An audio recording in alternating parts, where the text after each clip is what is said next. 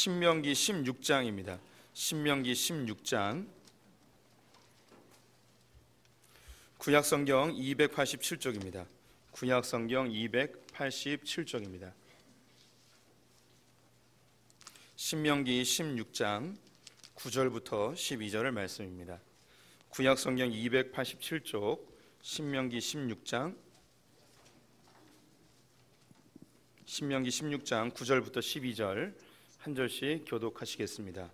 구약성경 287쪽 신명기 16장 9절부터 12절.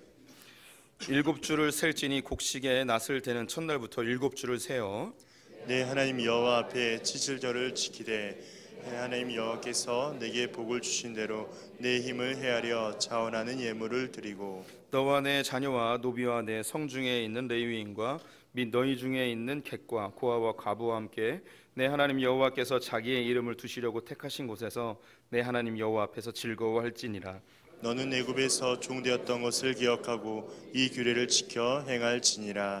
아멘. 오늘도 주님의 보좌 앞으로 나오신 성도님들에게 하나님의 은혜와 평강이 함께 하시기를 축원드립니다. 편이십니다. 네, 감사합니다. 오늘은 맥주감사 주일입니다. 교회가 정한 절기이죠. 지난 6개월 동안 베푸신 하나님의 은혜에 대하여 감사하고 남은 6개월을 성령의 능력으로 승리하길 소망하는 절기입니다. 오늘 이 절기에 또 참여하신 성도님들에게 이러한 은혜가 있기를 축원드립니다. 지난 한 주간 잘 지내셨는지요? 저는 캄보디아의 조은남 국제학교 제3회 졸업식을 참석하였고요. 또 건축을 하고 있는데 또 건축일도 좀 돕고 그러고 돌아왔습니다. 저는 캄보디아에서 아주 기쁜 소식을 들었습니다. 그것은 한국이 독일을 이겼다는 소식이었죠. 거기서도 중계를 해줘서 이제 봤습니다. 혼자 봤습니다. 혼자 보니까 되게 재미없더라고요. 소리도 안 지르게 되고요. 뭐 뛰지도 않았습니다. 그냥 웃으면서 봤습니다. 지난 한 주간 참 즐거우셨으리라고 생각이 들고 여전히 독일전에 대한 이야기를 하고 있습니다. 이 러시아 월드컵 때문에 한국 분들은 한국 축구로 인하여서 많이 화가 난 상태였습니다.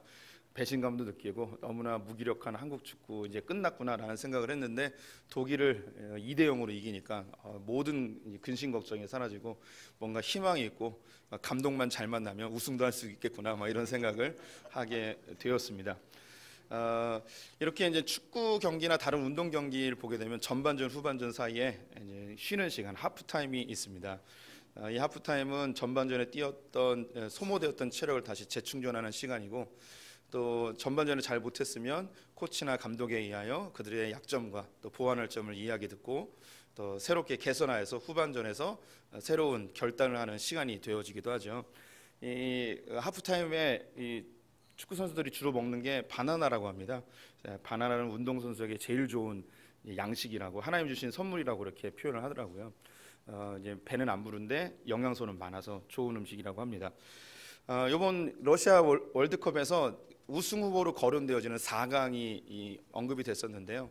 영원한 우승 후보인 러시아, 브라질, 그리고 프랑스, 독일, 그리고 한국은 아니고 스페인입니다.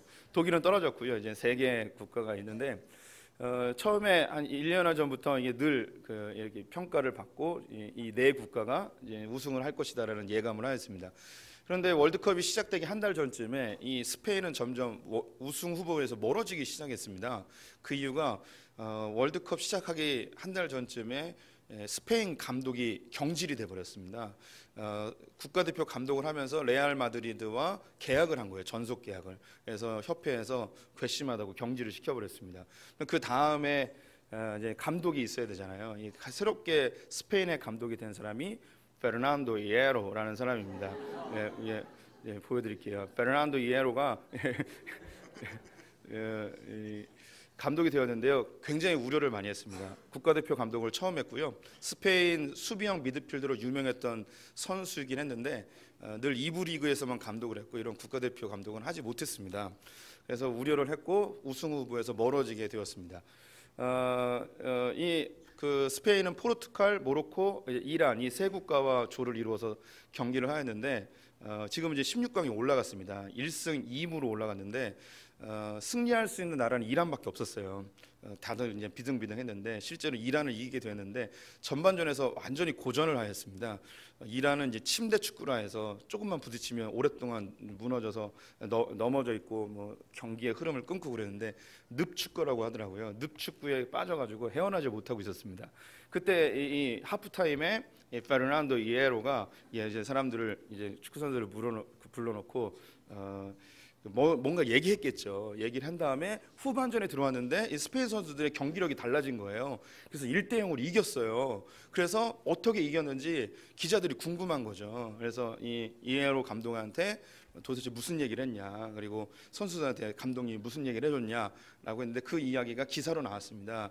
그게 뭐였냐면 침착해라, 그리고 너희 자신을 믿어라, 이 이야기를 했다는 거예요.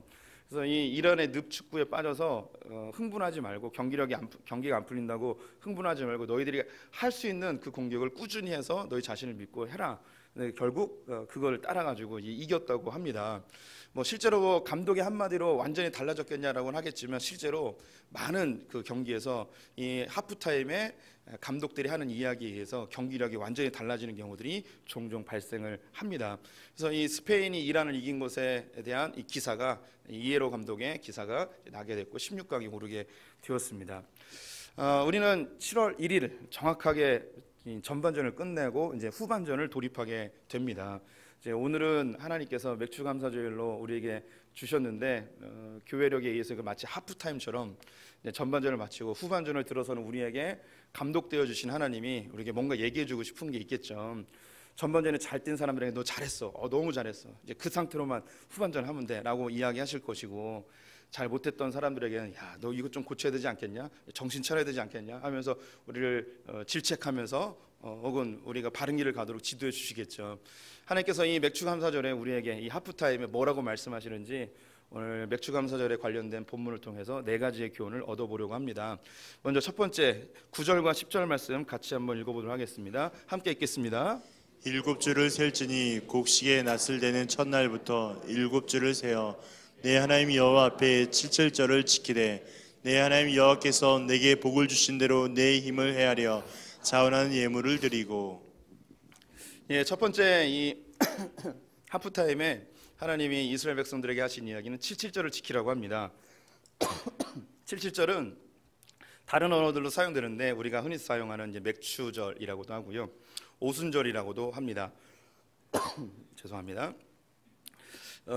이스라엘 백성들은 그 1년에 2번 추수를 하게 되어지는데요.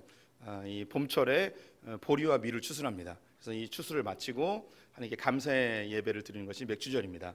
또 후반기에 여러 가지 다른 곡식들을 추수한 다음에 마지막으로 드리는 게 우리의 추수감사절과 같은 초막절이라고 할 수 있겠습니다.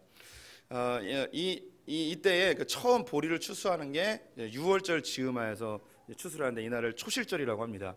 초실절에서 7주가 지난 날 그때를 그래서 77절이라고 이야기하고요. 그리고 이제 77에 49니까 50일이 지나서 명절을 지킨다 해서 오순절이라고도 하고, 보리와 밀을 다 추수한다고 해서 이제 맥추절이라고도 이야기를 합니다. 하나님께서 이때를 지키라고 이야기를 하고 있습니다. 이스라엘 백성들은 1년에 3번 성전을 찾아가는 반드시 지켜야 될 절기가 있었습니다. 6월절, 맥추절, 초막절입니다. 이것이 신약 교회에 와서는 부활절과 맥추절, 그리고 추수감사절로 이것이 이제 완성이 되어지게 되죠. 하나님께서는 이스라엘 백성들뿐만 아니라 우리들에게도 상반기를 마치고 이 1년의 반인 6개월 동안 하나님께서 베푸신 은혜에 대하여 반드시 하나님께 나와 감사하고 예배하고 주님께 대하여 우리의 마음을 이제 고백하기를 소망하고 있습니다. 우리 성도님들 오늘 이제 맥주감사절에 오셨는데 잘 오셨습니다. 하나님께서 우리에게 지난 6개월 동안 지켜주심에 감사하는 찬양을 드리시고 또 그렇게 고백하시기를 권면을 드립니다. 우리가 하나님의 은혜가 아니었으면 지난 6개월 어떻게 살았겠습니까? 이 세상에 많은 이제 사람들이 살고 있지만 사실 6개월이 지나면서 그 누가 감사를 하겠습니까? 보통 이렇게 이야기하죠. 벌써 6개월이 지났네, 1년의 반이 지났네, 야, 참 시간 빠르다라는 이야기를 할 뿐, 이 6개월이 지난 것에 대하여 감사하거나 혹은 그 6개월의 삶을 돌이켜보고 또 점검하고 이런 사람이 거의 없습니다. 하나님은 우리에게 이것을 주시는 거예요. 그래서 한 해 한 해 6개월마다 한 주 한 주마다 하나님의 말씀으로 고정하여서 우리가 바른 길을 가는지 그렇지 아니하는지 점검하기를 원하고 계십니다. 오늘 본문 말씀에 또 보게 되면 재물을 가지고 나와서 하나님께 드리라고 합니다. 오늘 본문 다시 한번 띄워주시면요, 자원하는 예물을 드리라고 이야기합니다. 이 자원하다는 것은 이제 스스로 정하여서 드리는 거예요. 맥주절은 다른 절기와 좀 다르게 무엇을 드릴지 그리고 얼마나 드려야 될지 이야기하고 있지 않습니다. 보통 수확의 10분의 1을 드리잖아요. 그리고 어떤 절기는 처음 열매를 드리기도 하고 첫 소시를 드리기도 하고 합니다. 그런데 이 맥주절은 처음 익은 열매나 혹은 10분의 1이나 이런 거에 대해서 전혀 언급하고 있지 않고 그냥 자원하여서 네가 드리고 싶은 만큼 또 드릴 수 있는 곡물, 드릴 수 있는 예물을 하나님께 드리도록 하고 있습니다. 우리 성도님들이 오늘 맥주감사절을 맞이하여서 하나님께 6개월 동안 인도하심에 대한 감사의 예물을 드리기를 권면을 드립니다. 저는 성도님들에게 이제 헌금 얘기 잘 안 하는데요, 이런 절기 때는 꼭 드려야 돼요. 왜냐하면 하나님은 우리의 마음을 받고 싶어 하거든요. 이 마음을 받는데 우리가 단순히 입술의 고백만 한다, 이것도 의미가 있겠지만 하나님이 주신 것에 대하여 믿음으로 고백하는 것이 바로 드리는 것입니다. 얼마를 드릴지는 성도님들이 정하시면 됩니다. 그냥 1,000원짜리 넣어도 되고요, 10,000원짜리 넣어도 되고, 우리가 이제 드리고 싶은 마음만큼만 드려도 됩니다. 또 목사가 헌금 얘기하는구나, 다음 주부터 교회로 옮겨야지 이렇게 얘기하신 분 있을 수 있겠지만, 성경이 이야기하고 있습니다. 이런 절기 때는 하나님께서 베푸신 은혜에 대해 감사하는 마음으로 드리기를 즐기하는 분 되셨으면 좋겠습니다. 제가 굉장히 많이 깎아드린 거예요. 1,000원, 10,000원. 제 마음속엔 다른 금액을 생각하고 있는데, 성도님들 엄청 제가 깎아드렸으니까는 이게 잘 꼭 내시기 바라고, 이번 주 못 내신 분은 다음 주 기회가 있고 늘 봉투는 마련돼 있으니까 꼭 드리시기를 권면을 드립니다. 그래서 이렇게 6개월을 지난 다음에 한번 점검하는 거예요. 이런 시간이 있어야 되는 거예요. 사람들은 그냥 흘러가요. 아무 생각 없이 그냥 지나가죠. 그날이 그날이에요. 근데 우리 기독교인들에게는 매 주일마다 주님 앞에 점검하고 6개월을 하나님께 점검하고 연말이 되어지면 또 점검하고, 그래서 늘 우리가 제대로 가고 있는지 올바른 방향을 향하고 있는지 하나님 앞에 점검하는 시간이 필요합니다. 두 번째, 우리 하프타임에 주님이 이야기하시는 것 11절 말씀 같이 읽어보도록 하겠습니다. 너와 내 자녀와 노비와 내 성중에 있는 레위인과 및 너희 중에 있는 객과 고아와 가부가 함께 내 하나님 여호와께서 자기의 이름을 두시려고 택하신 곳에서 내 하나님 여호와 앞에서 즐거워할지니라. 두 번째 명령은 여호와 앞에서 즐거워하라고 이야기합니다. 여호와 앞에서 즐거워한다는 것은 예배를 의미하기도 하고, 이것은 우리 안에서 있는 만찬을 이야기할 수 있습니다. 이 성경에서 이야기하는 절기는 우리로 이야기하면 명절이에요. 추석이나 설날 같은 의미이죠. 우리가 어린 시절을 돌이켜보면 언제 고깃국 먹어보겠습니까? 언제 단 거 먹어보겠습니까? 어린아이들이 늘 기다리는 것은 바로 명절이었습니다. 이 당시는 우리의 몇십 년 전보다 훨씬 더 열악한 때였기 때문에 고기 먹을 수 있고 잔치 때니 얼마나 아이들이 즐거워하고 기뻐했겠습니까? 바로 이 날이 즐거워해야 될 날인 거죠. 그래서 소풍교회는 맥주감사절이 되면 맥주감사절이 되면 맥주를 의미하여서 보리쌀을 나눠드립니다. 나가실 때 하나씩 챙겨가시기 바라고요. 자기 것만 챙기시고 집에 있는 분들은 챙기지 말아주시길 부탁을 드리고, 또 식당에 가면 제육볶음 준비해놨습니다. 언제 우리 고기 먹어보겠습니까? 다들 힘들게 사시잖아요. 교회에서 고기 준비했으니까 한 점씩 좀 드시고 가시기 바랍니다. 그냥 돌아가지 마시고, 이런 날은 즐거운 축제의 날이니까요, 맛있게 많이 드시기를 권면을 드립니다. 또 더불어서 우리 성도님들이 가정에 돌아가 아이들과 오늘 온 가족이 저녁에는 치킨 같은 거 하나 시켜놓고 같이 아버지가 대표 기도하면서 지난 6개월 동안 지켜주신 하나님에 감사하는 그런 이벤트라고 할까요? 그런 하나님 앞에서 고백 굉장히 중요하지 않겠습니까? 우리 성도님들께 부탁을 드리는데 치킨 말고 다른 거 시키지 마시기 바랍니다. 벌써 치킨하고 다른 거 시키려고 계획하시는 분들이 벌써 기쁨의 눈빛으로 바뀌시는데 그냥 치킨만 시키시고 콜라를 시키시길 부탁을 드립니다. 뭐 이렇게 기쁨의 자리예요. 기쁨. 하나님께서 6개월 동안 지키신 은혜에 대하여 감사하고 기뻐하고 즐거워하기를 권면하고 있습니다. 이것은 자녀들과 노비들과 또 종들과 객들과 주변에 있는 사람들과 함께 나눌 수 있는 그런 날인 것이죠. 그런데 이 즐거워하는데 한 가지 이제 그 조건절이 앞에 붙어 있습니다. 본문 말씀 다시 보여드리면 이렇게 기록이 되어 있네요. 여호와께서 자기의 이름을 두시려고 택하신 곳에서 즐거워하라고 이야기합니다. 하나님께서 택하신 곳, 이스라엘 백성들이 가나안 땅에 들어가면 한 곳을 예배의 장소로 정하시는데 그곳이 바로 예루살렘입니다. 그래서 예루살렘에 1년에 3번 올라와야 되는 거예요. 하나님 택하신 장소이기 때문에 그곳에서 하나님께 예배드리라고 하는 것이죠. 오늘날로 이야기하면 하나님이 거하시는 곳 바로 이 교회입니다. 그래서 이 맥주감사절에는 교회에 오셔서 예배하며 하나님을 기뻐해야 되는 거예요. 맥주감사절이니까 1년 6개월을 열심히 살았으니까 우리 힘드니까 즐거워하며 괌에서 맥주절을 지내자 이러시면 안 되는 거죠. 6개월 동안 고생했으니까 사이판에서 휴식을 즐기자 이러시면 안 되고 교회에 와서 하나님 보좌 앞에서 즐거워해야 하는 것입니다. 하나님이 지키심에 대한 우리의 몸으로서의 신앙생활인 거죠. 우리 성도님들에게 종종 말씀드리는데 신앙생활은 몸으로 하는 겁니다. 머리로 하는 게 아니에요. 절대 머리로 하는 게 아니에요. 몸으로 하는 거예요. 예수님은 하나님과 본체이십니다. 그냥 머리로만 하셔도 돼요. 근데 예수님은 육신으로 오셔서 마땅히 해야 될 일을 다 하셨습니다. 그냥 집에서 혼자 하나님하고 교제해도 되는데 꼭 이른 새벽에 한적한 곳에서 가셔서 하나님과의 독대의 시간을 누리셨습니다. 또 안식일이 되어지면 회당에 가서 늘 예배를 드렸습니다. 절기가 되면 예루살렘에 올라와서 하나님의 성전에서 또 예배하는 모습을 성경의 곳곳에서 볼 수가 있죠. 예수님 몸으로 신앙생활 하셨어요. 친히 몸으로 다 겪으셨단 말이죠. 신앙생활은 반드시 몸으로 하시는 거죠. 그래서 이 절기뿐만 아니라 우리 신앙생활함에 있어서 하나님께 몸으로 나오는 것 이걸 즐겨 하셔야 됩니다. 부모님을 예를 들자면 생신이 되었는데 전화하고 용돈은 계좌 이체해드렸습니다 라고 하는 것보다 조금 돈을 덜 드릴지라도 직접 찾아가서 얼굴 뵙고 인사하는 것이 훨씬 더 부모의 마음을 기쁘게 해드리는 것처럼 하나님 앞에 나와서 기뻐하며 즐거워하기를 우리에게 요청하고 있습니다. 그래서 이렇게 나옴으로 인하여 6개월을 점검하고 남은 6개월을 다시 계획할 수 있는 기회가 되어지는 것이죠. 오늘 마음껏 즐거워하시기 바랍니다. 맛있게 드시고요. 보리쌀 넣어서 또 저녁을 맛있게 해 드시고 치킨만 시키시길 다시 한번 부탁을 드리겠습니다. 세 번째 이 하프타임에 주님이 우리에게 요구하시는 것 12절 말씀 같이 한번 읽어보겠습니다. 너는 애굽에서 종되었던 것을 기억하고 이 규례를 지켜 행할지니라. 세 번째는 애굽에서 종되었던 것을 기억하라고 이야기합니다. 이스라엘 백성들은 애굽에서 400년 동안 종살이를 하였습니다. 그들이 마지막 때는 극심한 고통을 겪게 되어지는데요. 대형 건축물을 건축하는 노역에 시달리게 되어지고 남자아이들이 태어나면 죽임을 당하는 고통을 겪게 됩니다. 그들의 신음소리가 하나님께 상달되었고 하나님은 모세를 통해 이스라엘 백성들을 건져내게 되셨습니다. 그들은 10가지의 기적을 체험하며 출애굽하게 되었고 홍해 앞에서 홍해가 갈라져 마른 땅을 걷는 놀라운 역사를 경험하게 됩니다.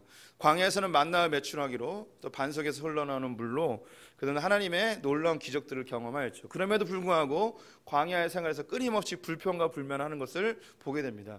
사실 우리 성도님들은 감사보다 불평이 훨씬 더 쉬운 사람들이에요. 그래서 성경은 끊임없이 감사하라고 요구하고 있는 거죠. 왜냐하면 우리가 감사할 줄 모르는 자들이기 때문입니다. 감사가 우리의 삶에 얼마나 좋은 것인지 다 알고 있습니다. 굳이 예를 들지 않더라도 식물이나 이런 음식물에 대해서 감사합니다, 고맙습니다, 축복하는 말하면 영양소가 살아나고 저주하면 영양소가 죽는 거 이미 여러 가지 그 자료들을 통해서 들어보셨잖아요. 쌀밥을 놓고 축복합니다, 감사합니다, 사랑합니다 이야기하면 하얀색 곰팡이가 피는데 저주하고 욕하고 그러면 검정색 곰팡이가 피는 거 이런 거 실험으로 한두 번씩 보셨잖아요. 그만큼 감사가 중요하고 좋은 것임에도 불구하고 우리는 잘 안 합니다. 왜냐하면 우리는 끊임없이 비교하고 경쟁하기 때문이죠. 그래서 우리는 상대적으로 다른 사람보다 좀 뒤처졌다 생각되고 다른 사람보다 조금 더 덜 가졌다 생각하면 계속해서 불평하고 불만 있고 우리의 삶에 대하여 감사할 줄 모르게 되어집니다. 그래서 주님은 우리에게 대하여 우리가 어디서부터 시작됐는지 그 시작점을 늘 기억하기 원하고 있습니다. 너희는 애굽에서 종살이하고 있었다. 죄인이었고 너희가 아무리 수고하고 노력해도 마땅한 대가를 얻지 못했던 그리고 굶주린 삶을 살았던 너희들인데 이 가나안 땅으로 인도하여 너희는 적과 꿀 땅에서 살게 된다. 얼마나 감사하냐. 때로는 부유해질 때도 있습니다. 때로는 그들이 흉년을 경험할 때도 있습니다. 우리 성도님들 지난 6개월을 돌이켜보시면 하나님께 감사할 수 있는 풍요로움을 경험한 분들도 있을 수 있습니다. 기도의 제목이 응답되기도 하고 오랫동안 소망했던 것이 성취된 분들도 있을 수 있습니다. 하지만 그 반대로 사업이 기울어진 분도 있고 경제적으로 더 악화된 분들도 있고 관계가 깨어지거나 육체의 질병이 걸려서 힘든 분들도 우리 안에 있을 수 있습니다. 그럼에도 불구하고 우리가 하나님께 감사할 수 있는 이유는 우리의 시작점이 어디냐는 거예요. 우리는 30년 전, 40년 전보다 우리는 훨씬 더 잘 살고 있습니다. 너무나 풍요롭게 살고 있고 내가 지금 누리고 있는 것들 얼마나 감사한 것들이 많이 있습니까? 제가 올해 우리 성도님들의 삶을 봤을 때 어려운 거 맞습니다. 11조도 줄었고요. 또 들리는 이야기들로 참 힘겹게 살아내는 분들이 우리 교회에 많이 계십니다. 또 상반기에 암이 걸린 분도 계시고 또 사랑하는 가족을 잃은 분들도 계십니다. 하지만 하나님께서 여전히 우리를 지켜보고 계시고 우리를 돕고 계십니다. 그분은 선한 목자 되셔서 반드시 우리를 푸른 초장과 맑은 물가로 인도하시는 분입니다. 지금 당하는 고난이 이 끝이 아니고 주님 합력하여 선으로 이루시는 주님이십니다. 우리가 사망의 음침한 골짜기를 다닐지라도 반드시 우리를 인도하여 영화롭게 하실 그 주님을 끝까지 신뢰하는 분들 되셨으면 좋겠습니다. 우리의 옛 모습을 살펴보세요. 예전에 우리의 삶을 살펴보시란 말이죠. 지난주 캄보디아 다녀왔는데 여러 번 다녀왔습니다. 근데 여전히 변화되지 않는 그들의 모습을 보면서 마음이 많이 아팠죠. 우리로 이야기하면 70년대, 60년대 혹은 좀 발전한 도시는 이 80년대 중후반 정도 되는 것 같습니다. 조은남 국제학교가 있는 그곳은 여전히 도시 외곽이기 때문에 열악한 환경 속에 살고 있습니다. 도로는 여전히 흙길이고요. 그래서 비가 오면 막 질퍽질퍽하고 차가 한 대 지나가면 흙먼지가 막 날리게 되어지고 여전히 달구지와 또 소떼들이 그냥 횡보하고 있어서 여기저기 그냥 소똥이 널브러져 있는 곳이었습니다. 근데 이 모습은 우리가 70년대 80년대에 살았던 우리 동네의 모습과 크게 다르지 않잖아요. 하나님이 이 땅에 이렇게 복을 주셔서 우리가 이렇게 평안하게 살고 있습니다. 지난달에 농촌교회 섬김 사역을 갔었죠. 저희 아내도 서산에 따라갔었는데 2박 3일 다녀오더니 저에게 이야기한 게 있었습니다. 우리 아내는 꿈이 섬마을 교사, 농촌 교사 뭐 이런 거였어요. 그래서 저보고 인천에 오기 전에도 우리 섬이나 농촌에 가서 사역하자고 막 그랬었습니다. 소풍교회 온 이후에는 소풍교회 사역 마치면 우리 꼭 섬이나 농촌에 저 시골 같은 데 가서 그렇게 살면서 당신은 목회하고 자기는 교사하고 뭐 이렇게 얘기를 했었어요. 근데 서산에 2박 3일 다녀오더니 뭐라고 이야기했냐면 여보 나는 도시에 맞는 것 같아. 이게 이미 우리가 누리고 있는 이 익숙함들이 우리에게 너무나 자연스러운 것이 되어버려서 조금만 삶이 불편해지면 우리는 거기에 적응하지 못하고 불평하고 불만하는 것이 우리의 모습입니다. 주님이 우리에게 이야기하고 있습니다. 애굽에서 종살이하던 때를 기억하라는 거죠. 우리가 어디서부터 시작됐는지, 예전보다 우리가 얼마나 더 잘 살고 있는지, 지금 내 삶에 몇 개월 동안 오르락 내리락 하는 것에 대해서 너무 개념치 말고 하나님을 신뢰하고 감사하며 지내라고 우리에게 요구하고 계시죠. 더불어 12절 후반절에 보면 또 하나의 명령이 나와 있습니다. 12절 말씀 다시 보시면 이 규례를 지켜 행할지니라. 여기서 이 규례는 맥주절을 지키라는 이 규례가 아니라 신명기에 나오는 이 규례들을 이야기합니다. 우리나라 속담에 바쁠수록 돌아가라는 말이 있지 않습니까? 사람이 급해지면 실수하기 쉽습니다. 사람이 급해지면 위법이나 불법을 행할 때가 있습니다. 그래서 하나님이 이 맥주절에 이야기하는 것이 이 6개월 동안 내가 소원하는 것들, 내가 계획하는 것이 잘 이루어지지 않음으로 인하여서 인간적인 세상적인 방법들을 동원하여 이것을 이루려고 한다면 자칫 잘못하면 더 심각한 위기의 상황으로 치달을 수 있으니 너희가 이 맥주절에 기억해야 될 것, 이 규례를 잘 지키기를, 즉 하나님의 말씀대로 살기를 다시 한번 점검하였으면 좋겠다라고 우리에게 요구하고 계십니다. 우리 성도님들 하나님의 말씀으로 사시기를 권면을 드립니다. 6개월 동안 잘 안 된 부분들 어쩌면 조금만 불법만 행하면 일이 잘 될 수도 있습니다. 하지만 지금 당장은 잘 될 수 있는 것 같지만 그것이 훗날에 어떻게 나에게 부메랑으로 돌아올지 알지 못하기 때문에 급할수록 돌아가는, 급할수록 원칙을 지키는 그 우리 성도님들이 되셨으면 좋겠습니다. 구약에서는 율법이 그들의 기준이었습니다. 이 맥주감사절은 오순절 마가의 다락방에 성령 강림으로 인하여 성령 강림절로 완성되어지고 성령의 시대로 넘어갑니다. 즉 다시 말해 구약은 율법의 지배를 받고 신약은 성령의 지배를 받게 되어집니다. 그래서 지금 우리는 율법이 완성되어지고 율법 위에 있습니다. 율법은 우리가 스스로 폐할 수도 있고 정할 수도 있습니다. 근데 중요한 것은 뭐냐? 인생의 순간순간마다 결정과 선택을 해야 될 때에 율법의 말씀은 아니어도 성령의 인도함과 성령의 충만함으로 우리가 무엇인가 선택하고 결정해야 됩니다. 그래서 남은 6개월을 하나님의 말씀대로 산다는 것, 즉 성령의 충만함으로 사는 것을 결정하셔야 되는 것이죠. 로마서 15장 13절 말씀 같이 읽어보겠습니다. 소망의 하나님이 모든 기쁨과 평강을 믿음 안에서 너에게 충만하게 하사 성령의 능력으로 소망이 넘치게 하시기를 원하노라. 성령의 능력으로 소망이 넘치게 하기를 원한다고 이야기하십니다. 성령의 능력으로 우리에게 소망을 주십니다. 아무것도 이루어지지 않은 것 같고 뒤처진 것 같지만 성령이 내 안에 능력으로 행하시면 능치 못함이 없을 줄 믿고 하나님 앞에 한 걸음 한 걸음 나갈 수 있겠죠. 오는 남은 6개월도 분명히 풍파와 어려움이 있을 것입니다. 두려워하거나 염려하지 마시고 성령의 능력으로 충만케 되어서 이 거친 파도를 능히 이기는 성도들 되셨으면 좋겠습니다. 맥주감사절은 전반기에 대해 감사하며 후반기를 성령의 능력으로 살기를 요구하시는 하나님의 명령입니다. 4가지 함께 봤는데 이 절기를 꼭 지키십시오. 그래서 나의 이 전반기를 점검하고 후반기를 다시 마음 잡기를 원하고요. 두 번째는 즐거운 명절 절기 되었으면 좋겠습니다. 오늘 마음껏 많이 드시고요. 또 집에 가서 가족들과 함께 치킨만 시켜서 꼭 드시기를 다시 한번 권면을 드리고, 세 번째는 우리가 예전에 어떻게 살았는지 생각하며 지금의 주어진 상황에 감사하면 되시기 바랍니다. 그리고 네 번째는 하나의 말씀으로 성령의 충만함으로 남은 6개월을 살기를 결정하는 분 되셨으면 좋겠습니다. 우리 찬송 한 장 하였으면 좋겠는데요. 아까 불렀던 세상 모든 풍부한 너를 흔들어 함께 박수치면서 찬양해 보겠습니다. 세상 모든 풍파 너를 흔들어 약한 마음 낙심하게 될 때에 내려주신 주의 복을 세어라. 주의 크신 복을 내가 알리라. 받은 복을 세어 보아라. 크신 복을 내가 알리라. 받은 복을 세어 보아라. 주의 크신 복을 내가 알리라. 세상 근심 걱정 너를 누르고 십자가를 등에 지고 나갈 때 주가 내게 주신 복을 세어라.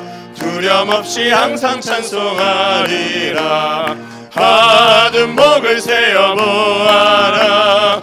크신 복을 내가 알리라. 받은 복을 세어 보아라. 주의 크신 복을 내가 알리라. 세상 권세 너의 앞길 막을 때 주만 믿고 낙심하지 말아라. 천사들이 너를 보호하리니 염려 없이 앞만 보고 나가라. 받은 복을 세어 보아라. 크신 복을 내가 알리라. 받은 복을 세어 보아라. 주의 크신 복을 3절 한 번 더 하겠습니다. 세상 권세 너의 앞길 막을 때 주만 믿고 낙심하지 말아라. 천사들이 너를 보호하리니 염려 없이 앞만 보고 나가라. 받은 복을 세어 보아라. 크신 복을 내가 알리라. 받은 복을 세어 보아라. 주의 크신 복을 내가 받은 복을 세어 보아라. 받은 복을 세어 보아라. 크신 복을 내가 알리라. 받은 복을 세어 보아라.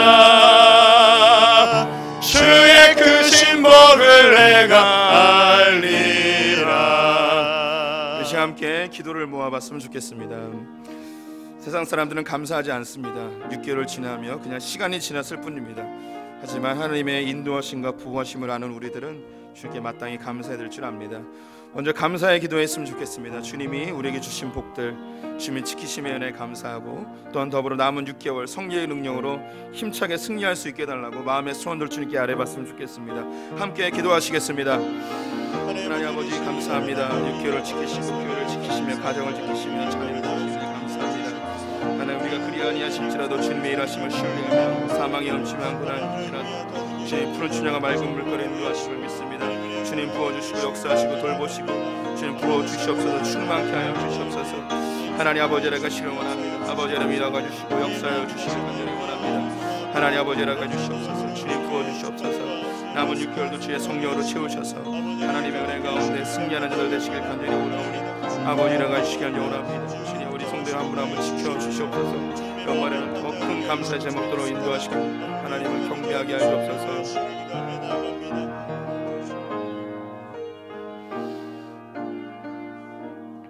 지난 6개월을 지키신 하나님에 감사합니다. 우리의 기도의 제목 응답하셨고 보호하시고 인도하시고 강건케 하심에 감사를 드립니다. 때로는 그리 아니하실지라도 우리에게 가장 좋은 곳으로 인도하시는 아바 아버지를 찬양하고 신뢰합니다.